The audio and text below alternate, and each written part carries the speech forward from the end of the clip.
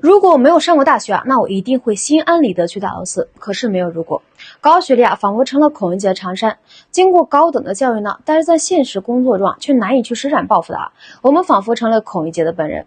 那我记得啊，大学刚毕业去打工的时候啊，我一个月做房产销售，累死累活也就才5、6千块钱。有时候啊，为了和客户谈合作呢，连饭都来不及吃。后来呢，因为内卷，不过又不甘于躺平，我选择了宅在家做副业。那么像通过2年的一个摸索呢，到现在为止啊，我的存款呢已经有这么多了。那像我这个宅在家的一个副业呢，它平均下来啊是月入2万的一个工作了。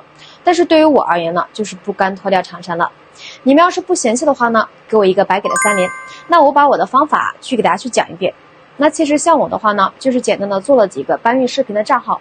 那今年呢，也是坚持了有7个月的时间了。账号呢，一共是卖出去了有800多件的商品。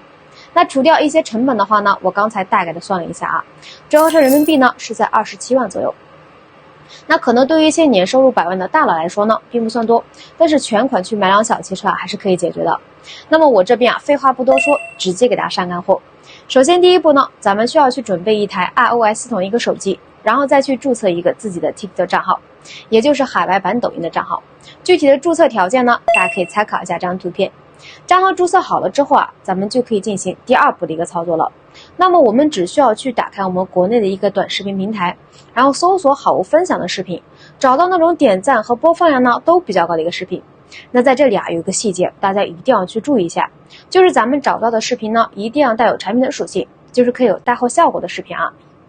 你就比如说像我这个玩具的视频呢，它的效果啊就很不错，充满了一个趣味性，点赞量呢也是有10几万了。那么接着咱们复制视频的一个链接，去小程序里面呢提取文字，然后再用 ChatGPT 呢换一种方式去描述以上的内容，那它会立马给你生成一条伪原创的一个脚本啊，并且呢还是纯英文的。然后利用咱们手机的剪辑软件，找到图文成片的功能，去一键生成一个新的视频。